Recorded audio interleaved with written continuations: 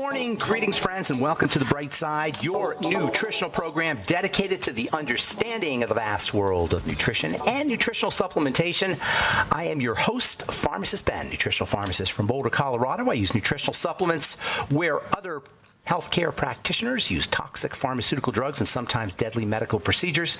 If you suspect that there are natural nutritional roads to your health and vitality and well-being and to addressing your health challenges, whatever they may be, but you don't know where to begin, you have come to the right place. As you listen to The Bright Side every day, you are more and more in control of your body. You are more and more knowledgeable, and you know you can overcome any health challenge. That is why we are here every day on The Bright Side, helping clear up the sometimes confusing world of nutrition and nutritional supplementation. Over the last 32 years of practice in pharmacy, I have seen drug-free recoveries from diabetes, hypertension, obesity, skin diseases like acne, psoriasis, eczema, rosacea, digestive ailments, autoimmune issues of all kinds.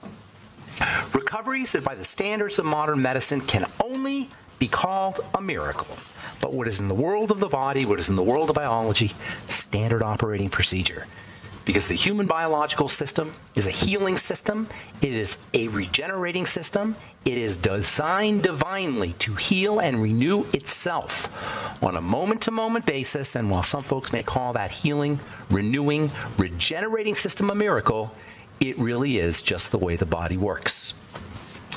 If you have questions about health, nutrition, prescription drugs, if you want to wean yourself off your meds and get on a good nutritional supplement program, we are here for you on The Bright Side. 844-236-6010 is our number, 844-236-6010. If you have questions about the longevity products, longevity business, health challenges you or a loved one may be dealing with, if you want to wean yourself off your meds and get on a good nutritional supplement program, we can help you do that. 844-236-6010 is our number. And, of course, if you have a success story you'd like to share, or if you just want to contribute to the conversation, 844-236-6010 is our number on The Bright Side. If you want to purchase any of our Truth Skin Health products, please go to truthtreatments.com. Make sure you take a look at our Biomimetic Mineral Mist, as well as our Retinol 5% Gel and Retinol 1% Gel, Truth Omega-6 Healing Cream, and Truth Transdermal Sea Balm. Never any preservatives, fragrances, fillers, waxes, emulsifiers. Nothing your skin doesn't need or doesn't want in any of our Truth Treatments. They're all up at truthtreatments.com, truthtreatments.com. All right, welcome back to The Bright Side, friends. We've been talking about the energetics, the energy nature of the body, bioenergetics.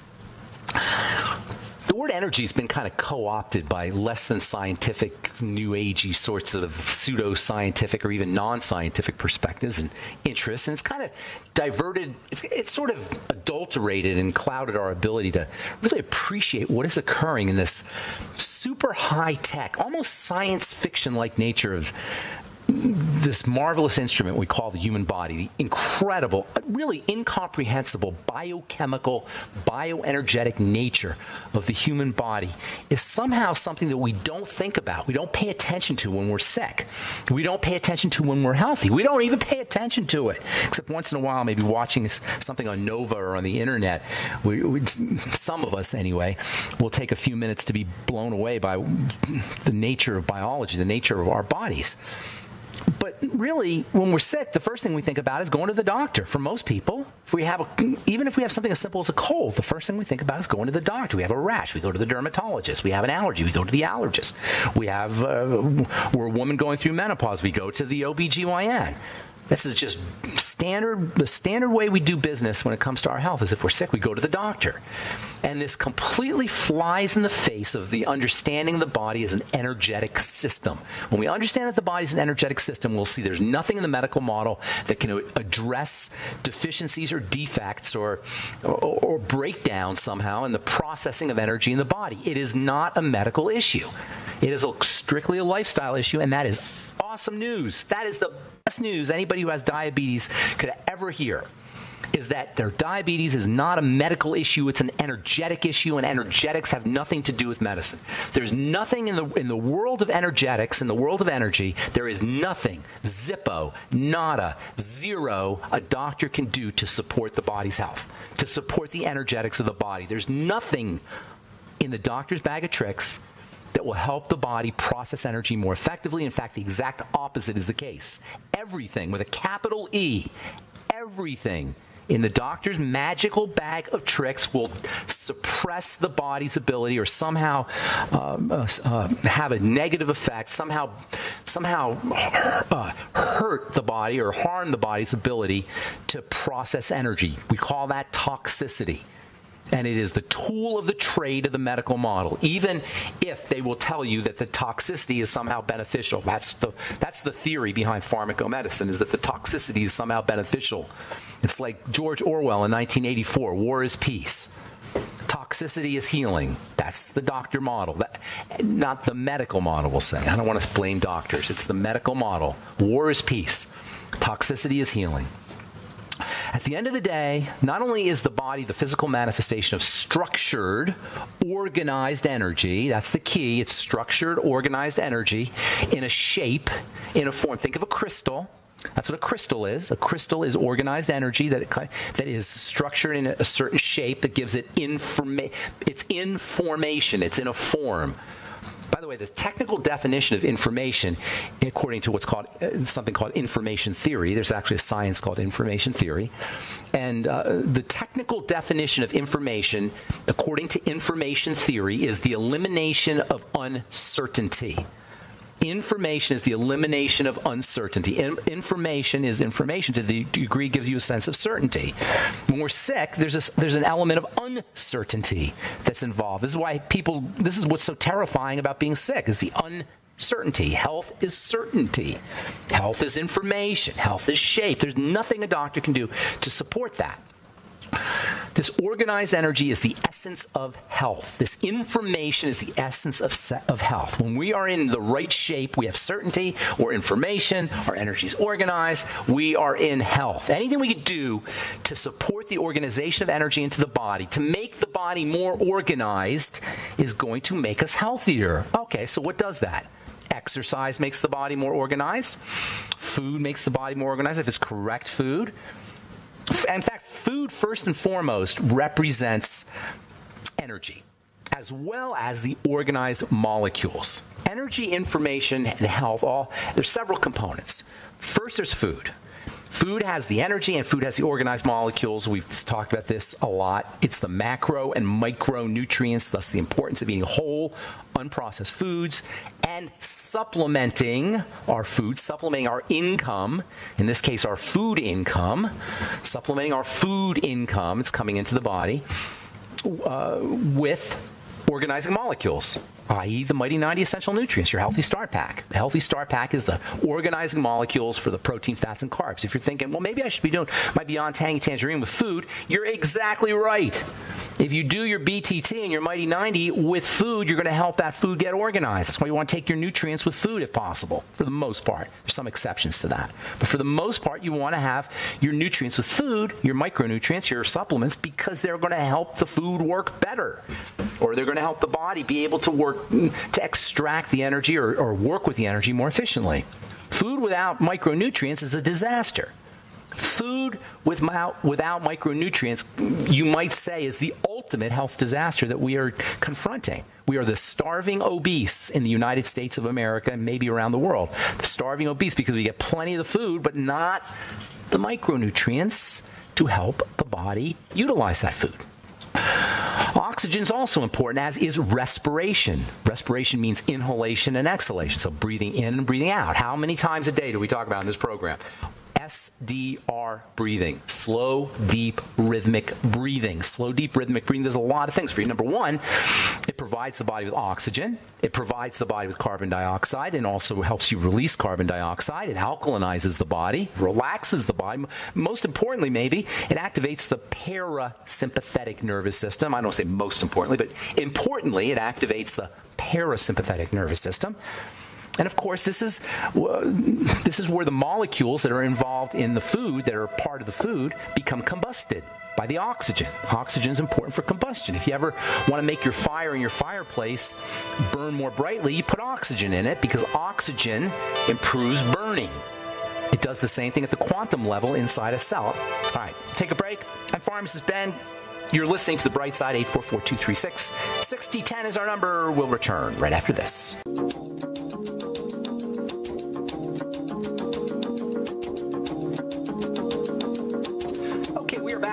bright side, got lines open for you at 844-236-6010, 844-236-6010. If you have questions about the longevity products, longevity business, health challenges, or if you have a comment or success story you'd like to share, questions about anything we're talking about here today, digestive enzymes, enzymes in general, energy, the energy nature of the body, which is absolutely unbelievably fascinating when you think about it, how the body organizes energy, how it somehow structures energy to form this super high-tech, crazy complex and tightly regulated, organized energy system, energy information system called the human body. If you have questions about any of that stuff, or if you just have a comment or success story you'd like to share, 844-236-6010 is our number on the bright side. We are on the air Monday through Friday, 8 to 9 Pacific, 10 to 11 Central Time, and 24/7 on the archive page at brightsideben.com. You can also find blog posts and news stories at brightsideben.com, pharmacistben.com, and criticalhealthnews.com. All right, got lines open, 844-236-6010. We'll get your calls in our next segment. We're talking about the energy nature of the body, the energetics of the body, food and micronutrition, or sources of energy. Oxygen allows the body to combust the energy, the combination of food, micronutrients, and oxygen all put together result in combustion, burning of that food, and that burning of the food releases energy, and presumably the micronutrients that should be in the food directs the energy. And by the way, it's not just oxygen that's important, it's also carbon dioxide. Carbon dioxide is blown off, obviously, we all know that, in the exhalation, but you have to have a certain amount of carbon dioxide in the body. If you don't have enough carbon dioxide in the body, this can constrict the blood vessels, it can definitely affect the heart, it can affect the lungs. There's actually a type of breathing called buteyko breathing, B-U-T-E-Y-K-O, buteyko breathing. The buteyko breathing method understands the importance of carbon dioxide and leverages the importance of carbon dioxide by controlling the inhalation and the exhalation process.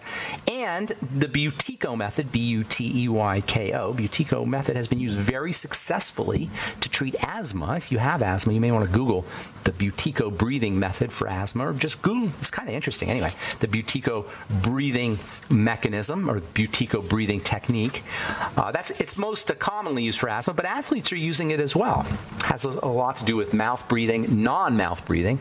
A lot of people will breathe in through their mouth. Sometimes even they're told to breathe out through the mouth, in through the nose, out through the mouth. I've heard that before. That's not true. You breathe in. I learned it as nose is for breathing, mouth is for eating.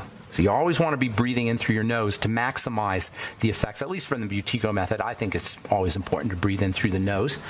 In any case, the buteyko method has been used very successfully to treat asthma, and it leverages the power of carbon dioxide, not as a waste material, but carbon dioxide is an oxygen magnet. Then, so after you get the food, you got the circulatory, you got the food, you got the respiratory system. Then you have the circulatory system. The circulatory system is also critical because the circulatory system is how all the stuff gets delivered to the cells. The blood system. The blood system, the circulatory system, delivers the nutrients, it delivers oxygen to the cells, it helps detoxify the cells, and in fact, the circulatory system generates its own electrical charges. The circulatory system, whose main component is the blood, is a electrical generating system. It's generating electricity as it's moving. Physicists call this the zeta potential, Z-E-T-A, zeta potential. And the movement of blood is actually occurring, this is so cool, it occurs in a vortex. Yes, if you could look at the blood itself as it's moving through the circulatory system, you could see it's moving with a vortical movement, like the way water spins in a blender, in a Vitamix. Vortexes generate electrical energy. That's why I always say you want to mix your vegetables in a Vitamix and drink veggie Vitamix juices. You'll get the electrical energy. You'll get, in addition to all the nutrients in the veggies, you'll also get electrical energy. In fact, if you just put a cucumber in water, water and vortex it in a Vitamix or even a blender, you will get you'll actually feel energy. You'll feel energy that's above and beyond the calories that are in the cucumber, which of course doesn't have a lot of calories. If you do it with your Beyond Tangy Tangerine, same thing happens.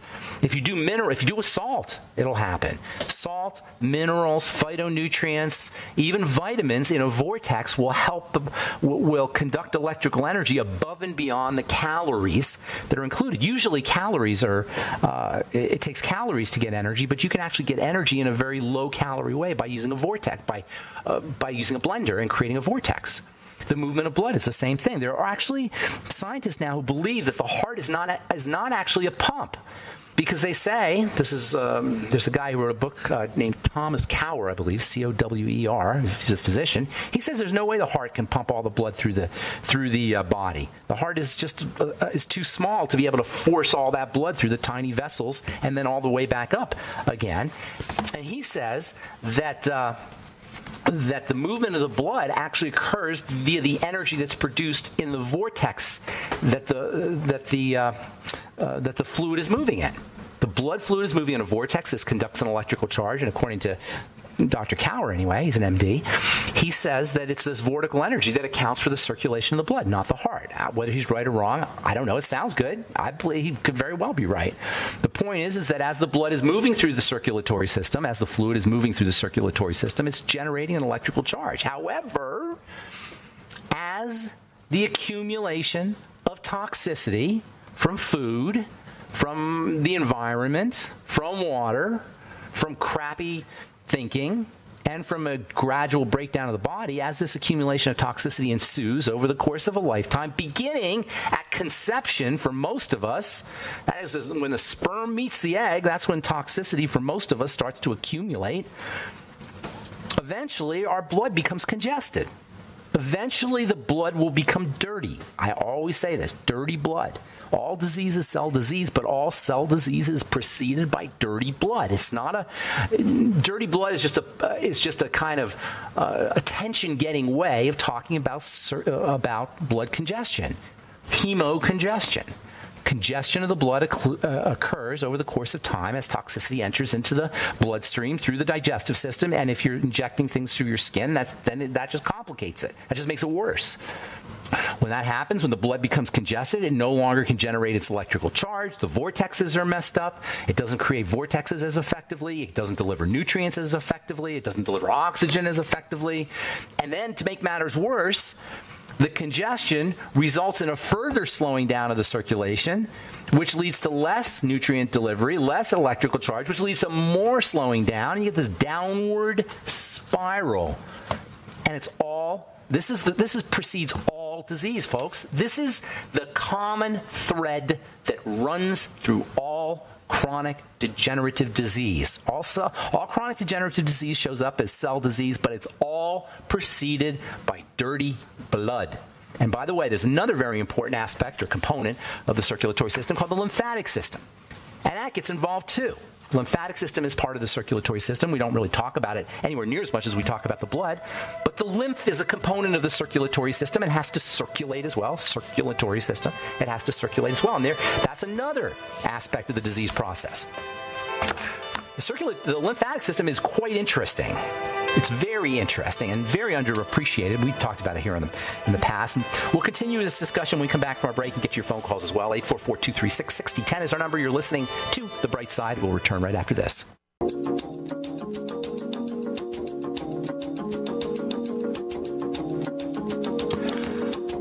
Back on The Bright Side. I'm Pharmacist Ben, and we have lines open for you at 844-236-6010. We'll get your calls here after we read a couple of stories. If you have questions about anything we're speaking about here today or a health challenge you or a loved one may be dealing with, if you have a comment you'd like to share, 844 or a success story, 844-236-6010 is our number. If you want to purchase longevity products, call 866-735-2470, 866-735-2470, or you can purchase longevity products at brightsideben.com, pharmacistben.com, or criticalhealthnews.com. And don't forget to check out our Truth Skin Health products at truthtreatments.com, our Truth Biomimetic Mineral Mist, Truth Retinol 1% Gel, Truth Retinol 5% Gel, and all our Truth Transdermal products, Truth Transdermal C products are at truthtreatments.com. We got new products coming out here in hopefully the next 4 to 8 weeks.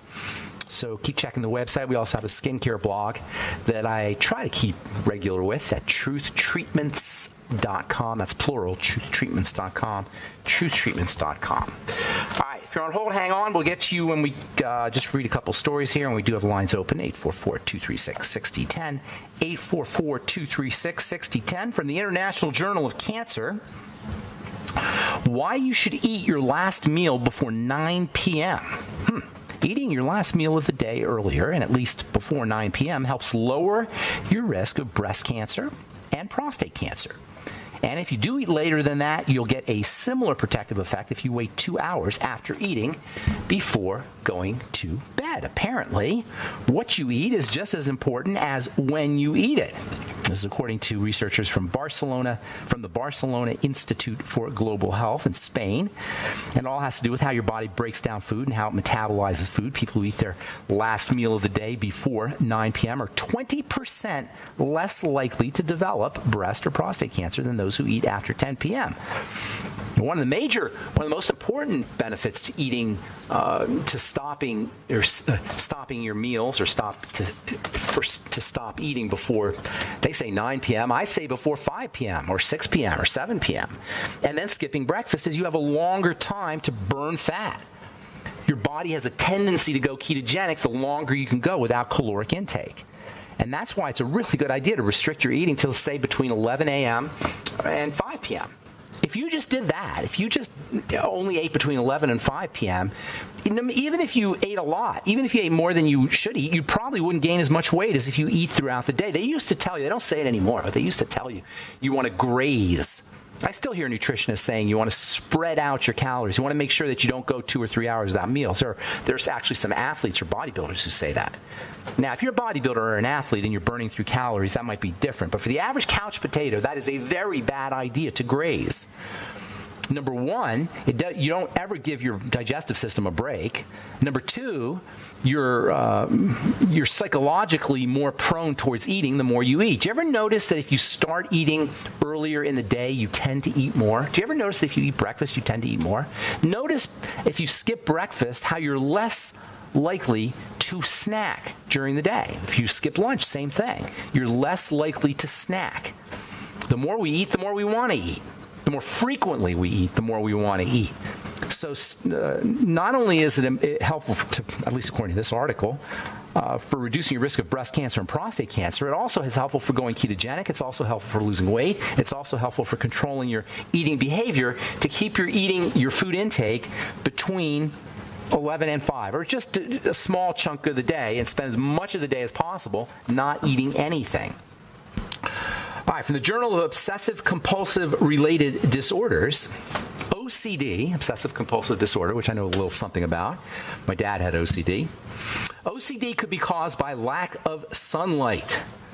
If you have OCD, it could be because you're living in the northern hemisphere and you're not getting enough sunlight, according to a new study. People suffering from OCD, that is obsessive compulsive disorder, where the sufferer constantly checks something or repeats the same routine, seems to be more prevalent among people living in the northern hemisphere. This is because people living in these regions get less sunlight, which makes syncing with their internal biological clock more difficult. This is according to researchers from Binghamton University in upstate New York, where you don't see the sun, as many of my upstate New York listeners know. You don't see the sun for 9 months a year. OCD is a big problem. So is alcoholism, for that matter, a big problem in upstate New York and in the New England areas. All that, the whole northeast, upper northeast area tends to suffer from things like OCD and psychological health issues, and drug addiction, and also alcoholism more than other parts of the country. And a lot of that has to do with the fact that there's not a lot of sun.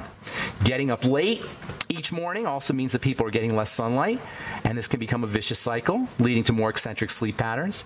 OCD sufferers are notorious for not being able to get to sleep and then being unable to get up early in the morning.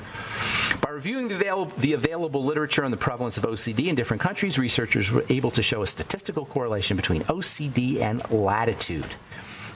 And N-acetylcysteine has been used to treat obsessive compulsive disorder. This is so interesting to me. Also, niacin, vitamin B3 has been used to treat obsessive compulsive disorder. And between niacin, vitamin B3, and all the B vitamins, you never want to take one B vitamin without taking the entire complex. So take your Beyond Tangy Tangerine with your Ultimate Niacin, and you can use it to treat OCD. You can use it to treat Asperger's syndrome. You can use it to treat social anxiety disorder.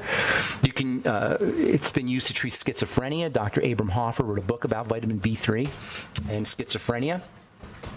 He wrote a book just on niacin. I forgot the name of the book, but it's just on niacin. Niacin is nicotine and niacin have some similarities. Nicotine from cigarettes and niacin, and as many smokers know, nicotine has a calming effect on the nerves. That's why one of the reasons why people smoke. And if you're trying to quit smoking, you may want to consider using a little vitamin B3, your Ultimate Niacin, 500 milligrams a day, is a great strategy, great supplemental strategy for folks who are trying to quit smoking. Okay, let's do one more here. This is from the Mayo Clinic. 200,000 Americans die each year from medical errors. Oh my God, that's the Mayo Clinic saying this. Around 200,000 Americans die each year because of some mistake made by a medical provider, and these errors are more likely to happen when the doctor is suffering from burnout, a new study has discovered, and many doctors are suffering from burnout. This is not to blame doctors. This is to blame patients, really.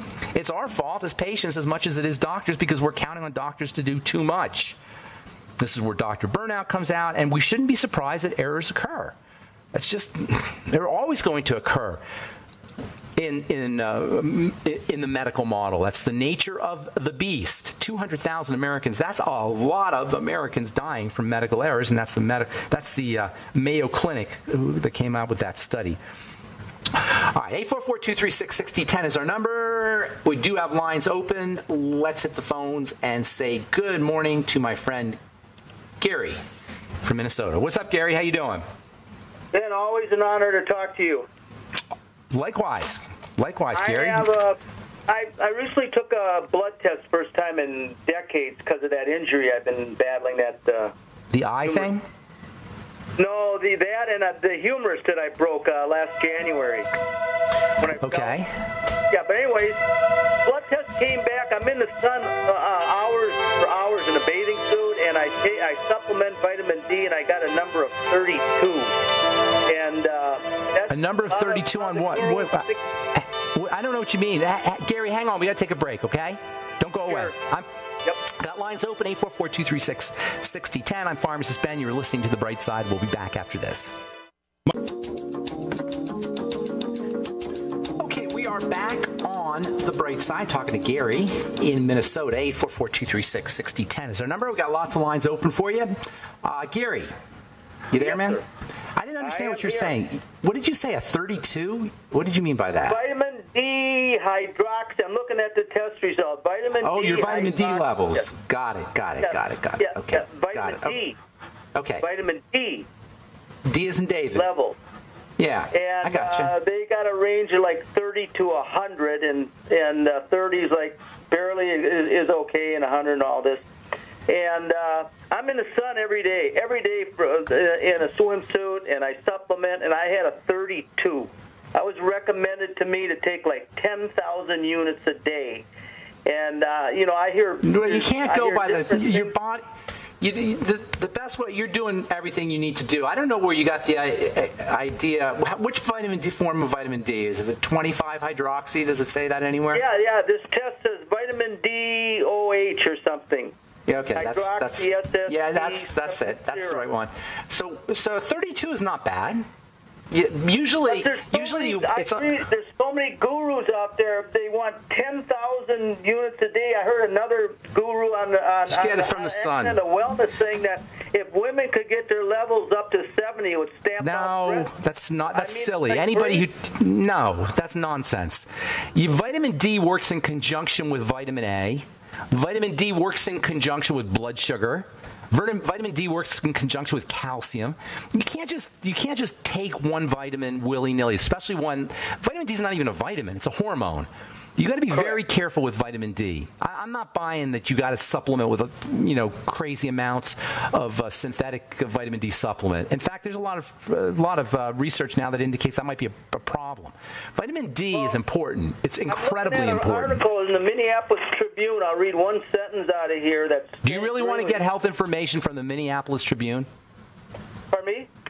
Do you really want to get health information from the Minneapolis Tribune? Well, I don't think so. It's naming the study and who did it. Well, it doesn't matter. Read it anyway. Let's hear it. Let me hear it. It's just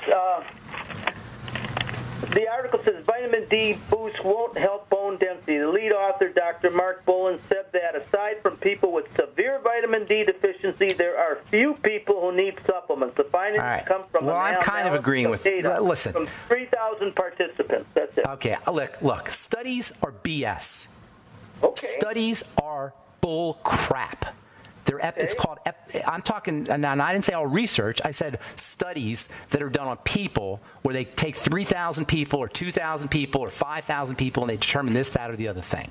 I don't buy any of them. Okay? And people who quote studies and use studies don't understand science. Okay. You understand what I'm saying?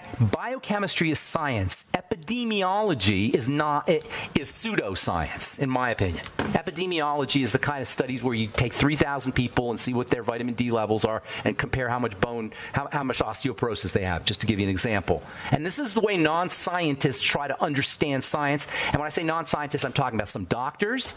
I'm talking about a lot of alternative practitioners. In fact, I don't want to mention any names, but there's some really ignorant alternative practitioners who are promoting themselves as nutritionists and as chiropractors who don't know anything about biochemistry, but always are quoting epidemiological studies. Oh, they did a study on 5,000 people. There's one guy named, I will call a guy out named T. Colin Campbell, who uses this technique a lot. He wrote a book called The China Study, where they just do these epidemiological studies where they interview people and see what their habits were and try to associate their health challenges with their dietary habits or supplemental habits, etc. So anyway, I don't buy the studies. Let's talk about vitamin D, though. This is more important because vitamin D is incredibly valuable. But it doesn't mean you can supplement with it and get the benefit. Because vitamin D works in conjunction, like all vitamins, but especially vitamin D because it's a hormone. It's not a vitamin. We call it a vitamin because you can get it from food and you can up your levels from food, but it's really a hormone. It's not a vitamin. Along with vitamin A, it's not really a vitamin. It works in a different way than other vitamins. It doesn't just support activity, it makes it happen. Vitamins in general, your B vitamins, vitamin C, vitamin E, vitamin K, they act to support chemistry. They help chemistry proceed.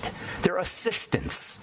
Vitamin A and vitamin D are a completely different level, and they work together, by the way. They're involved with building, and they're involved with how the body handles sugar, and they're involved with how the body handles other minerals and other nutrients. There's just so much interaction between vitamin A and D and the metabolism, the chemistry of the body. So I would be very careful about supplementing with large amounts of it. What about small amount, Ben, with K2? What about small amount if you're stuck in Minnesota for the winter like I am? Of vitamin D2? The vitamin D3, like small amounts, like maybe. Why don't you get a sun lamp? Why don't you get yourself a sun lamp? Okay. Why don't you get a good full spectrum sun lamp and then lay under that? And that's what I recommend for people who live in Minnesota or upstate New York or Seattle or the great Northwest. What's that? No supplements of vitamin D. Okay. I don't want to say no supplements of vitamin D, but the idea of mega dosing with vitamin D to get your levels up, I'm not buying that. Mega dosing with vitamin D. I think that's a problem. And that article that you read, while I'm on the one hand, I'm not a big believer in studies, I can see the guy's point. You can't just take vitamin D and get better bones. It doesn't work that way. You can't just take a supplement and get better bones. And vitamin D or just calcium or just vitamin K for that matter. Building bones is part of the anabolic chemistry. It's part of building chemistry in the body. To build the body, you need and we've been talking about this. You need nutrients, you need macronutrients, you need micronutrients, you need oxygen, you need you need electrical energy from the circulatory system, you need exercise and stress. Do you follow me here? You need to avoid anything that gets in the way, that mucks up the works. Sugar, inflammatory foods. If you're free, and I'm not saying this is you, Gary. I'm not picking on you here or pointing. I'm not like making an example out of you here. I'm just saying, in general, if you're eating a lot of sugar, or you're eating problem foods, you got a digestive health issue, or you're under a lot of stress, and you're hang on, Gary, or you're pumping out a lot of cortisol because of your lifestyle, whatever, and your bones are thinning, and then you go and take vitamin D, it's not going to make a whit's bit of difference. So when you read a study like this, I want to know: are the people smoking? Are they eating lots of sugar? Are they subsisting on McDonald's? Are they sedentary? This is the problem with epidemiology. You can't control for all of these various factors. So, yes, you understand what I'm saying? So that's a great point. Of course it is, and nobody ever tells you any of this stuff. So that's the problem with epidemiology, and that's why I don't pay much attention to it. The fact of the matter is, from a biochemical standpoint, vitamin D is critical. The body has evolved to make vitamin D from the sun, a reaction between the sun and the skin, cholesterol in the skin. You know, vitamin D is cholesterol, Gary. It's a version of cholesterol. It's a type of cholesterol. So vitamin D, the sun hits cholesterol in the skin, tweaks it a little bit, you get your vitamin D. And then from that point, by the way, it has to be activated in the liver and the kidneys. So vitamin D is not vitamin D until it's activated. It doesn't have vitamin D properties until it's activated. So if you got a kidney problem, if you got a liver problem, you're not going to be activating the vitamin D. So you got to work on the entire system. You can't just take supplements. You can't just take vitamin D for your bones. Anyway, I didn't mean to rip you there. I hope that's okay. That was interesting. What about the A1C? We were talking about, I had that glaucoma in my left eye. I'm doing real well with it. I got 20/20 vision on it. I just got checked. Good for you. Good for you. That's awesome. And I'm doing real well with it. But you always thought that had some relation maybe to the, your glucose. I got the glucose test. I got 4.7 on the A1C. I happen to take the blood test. Does that mean anything to you? It's about right. It's not a big deal. But how's your weight? That's the best indicator of blood. 5 pounds. I'm 5'5". 145. 5'5". Worked out. Are you my lean? whole life. Is it a lean 145, or is it got the belly thing going on? Injury then 7 months ago. I haven't been able to Gary, I'm not picking on you. I'm not picking on you, Gary. I'm not picking on you. I haven't been able to lift weights for 7 or 8 months. Has nothing to do with that. Has nothing to do with that, Gary. Do you have a little belly fat going on? There's maybe a small amount I could lose. Yeah. You're probably okay. I wouldn't worry about it too much. Go by your symptoms. That was one of the questions I have for a senior, guy like, a senior. Do you think that optimum weight is perfect, or a little subcutaneous fat is okay? It doesn't go by any of that. It doesn't go by any of that. It just goes by you. It goes by your body mass. You want to make sure you don't have everybody's going to have, it's hard not to have a little bit of body fat, or belly fat, I should say. Belly fat, not body fat. It's the belly fat that you want to be focusing on. That's the best indicator. There's other indicators too. Glaucoma is definitely an indicator. Thinning bones is an indicator. Accelerated aging. But a quick down and dirty way to tell if you're having problems processing sugar is belly fat. All right, Gary, I got to go. Only got about 20 seconds. Thanks for your call. Appreciate it. And that's it for us on The Bright Side. Thanks for listening, friends. I'm Pharmacist Ben. Have a wonderful, beautiful, awesome, spectacular day. We'll talk to y'all later. Bye for now.